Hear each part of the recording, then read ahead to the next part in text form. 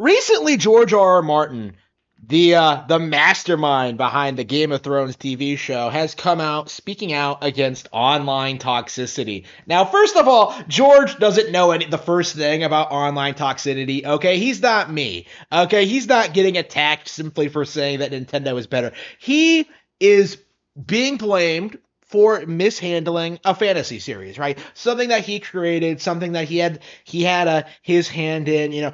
All the problems with Game of Thrones, with the Song of Ice and Fire, can basically be traced back to him. But he's sitting there in his like ivory towers, blaming everything but himself. Oh, it's Trump. Oh, it's the modern culture. Oh, it's the economy. It's this.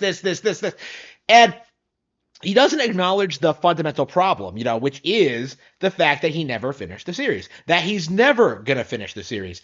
And the reality is that even years after Game of Thrones has finished airing, people are still mad at George R. R. Martin. Okay, there is no recovery from this. There is no coming back from this. There is no there isn't going to be this like, oh man, the books are finally coming out thing. No, like it is 100% not happening, right? Like even if he finishes book 6, like he's not going to finish the last one, right? Like he doesn't have enough time. Everyone knows he doesn't have enough time. He doesn't have the mindset. He's not good enough. And even if he does finish it, like it's not going to be good. That's the funny thing about the Game of Thrones situation is that we know the ending.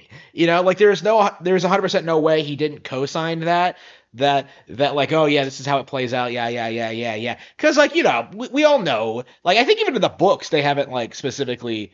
He didn't explicitly state that like Jon Snow is like we all know.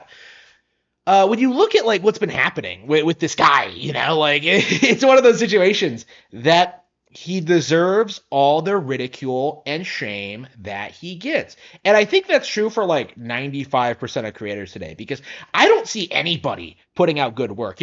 Not Stephen King, not George R. R. Martin, not like not Hollywood, no notable directors, nobody is putting out good stuff. Like all they're doing is going out there and making political hot takes.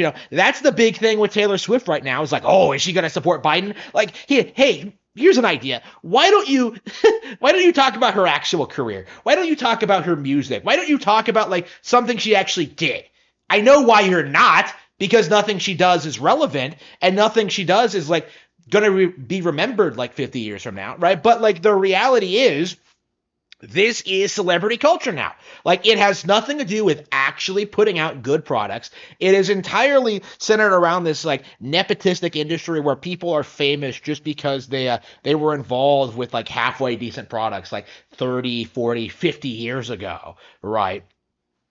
All of these guys are just coming out and just saying that like, we have to do this, like, making all these hot takes about like social issues while like not actually doing what people want them to do, right? Not actually producing the content that people like. Yeah, you can say what you want about Game of Thrones, right?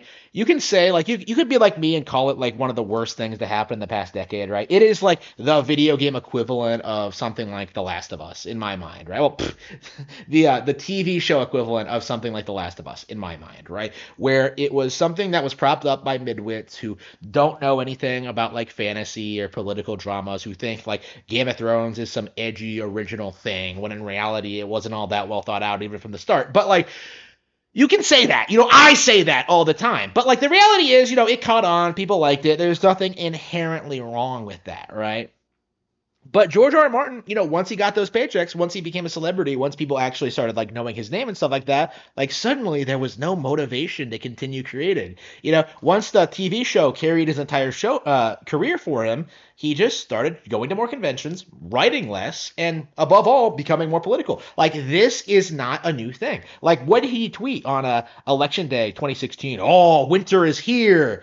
Like get out of here, you fucking retard, you fat fuck. Like that was so dumb. Remember when people were trying to gaslight us into thinking 2016 was the worst year ever? Like it was cringy then, and it's even cringier now. Now that they're trying to do the same thing with like trying to like pretend that like things are bad. It's I don't know. It's really weird seeing what these people are doing, seeing the links they go to, and like I think above all, like seeing more and more people start to call them out on it. Right? Nobody cares about your stance on like how Marvel films are received. By the way, oh by the way, this is the reason why so many celebrities like Stephen King are coming out because like all these major propaganda products, stuff like Barbie, stuff like the Marvels, stuff like that. Like the major propaganda pieces, Star Wars, Star Trek, like all of this stuff. Like the major propaganda pieces are failing, right? There are a handful of exceptions. Typically, like it's some franchise that was like already woke to begin with, or like, but like for the most part, like the woke ideology is falling apart, right? People are pushing back against it. They're learning the ideology. They're learning like the people behind it. They're learning like what to look out for, like what the red flags are, and they're consuming better material, right? Like that's been the trend for a long time. Like especially among like comic book readers and video game enthusiasts, right? But in the world of film, in the world of literature, which has been like really strongly controlled by these people for a very long time, like getting any real pushback to their behavior is kind of a new thing for them. Like, oh, you're just ignorant. You're just a toxic person for explaining to me why my worldview is completely batshit insane. Right? Like it's not just George R. R. Martin, okay? Let's stop pretending this is anything to do with Game of Thrones, but like everything to do with just like what kind of person the establishment likes to put forward. Like, like all of these people go are like are working hand in hand, singing kumbaya, telling you it's all going to be okay if you just vote for the right people, vote for the ideology. Like you cannot become successful in these fields unless you toe the party line and like spout these kind of nonsense and spout that kind of nonsense. And I really wonder, like, just it's kind of shocking seeing like the very few people who speak out against any of it. Uh, it's interesting seeing how these people get ostracized. Like there are, J.K. Rowling is a good example simply for being like anti-trans. And then you have like, other lesser known people like Orson Scott Card or, Kelsey Grammer for supporting Trump or whatever. Like there are a lot of people like that, right? Like they're everywhere, right? There are plenty of people fighting back against the establishment, but the establishment hasn't crumbled yet. So there are a lot of people like George R. R. Martin, just blindly supporting the establishment because that's all they've done their entire lives. That's how they've become successful. That's how they've become who they are. And like now that people are like speaking out against the ideology, speaking out against the party, speaking out against Big Brother, right? Speaking out against these this ridiculous, insane ideas, calling these people frauds, calling them hacks, addressing the very real problems with how George R. R. Martin is handling his brand and handling his career, which is the only thing that anybody cares about from him, right? When you see his response to that, like, oh, you're just toxic, like more and more people are going to start realizing the pattern. People are going to start realizing that like this guy is complete scum. I'm really curious to see if like these statements from George are going to make it into the mainstream. Like I've seen Razorfist comment on it. I'm commenting on it. Like I will have disdain for George R. R. Martin forever because I just cannot stand how he had this really cool shot at like making this political drama be such a huge deal, a cultural phenomenon, and he just blew it due to being lazy, right? Like that's just so frustrating to me. Someone who spends like all of his time just trying to make it on my own and stuff like that. It's always frustrating to see someone waste their talent because they think that like they have it made already and they don't need to put any more work in. Like no, like that. I feel George is a fraud. I have infinitely more respect for someone like Tolkien or J.K. Rowling or even someone like Robin Hobb. Like I feel like these people put in a lot more work and are able to like really grow their universes in really interesting ways. Like Rowling finished Harry Potter, right?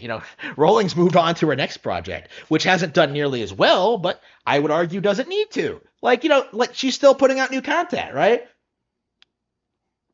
She still has talent. Like what has Martin done? Like since 2011, what has he done? Like produce a TV show with like one of the worst endings ever? Like no, like Martin really needs to to shut up, understand that nobody cares what he thinks about politics or the world or the economy or anything, and just focus on finishing Game of Thrones. That's all anybody wants. That's all anybody expects. That's all anybody cares about. Right? Like he needs to just shut up and get back to writing.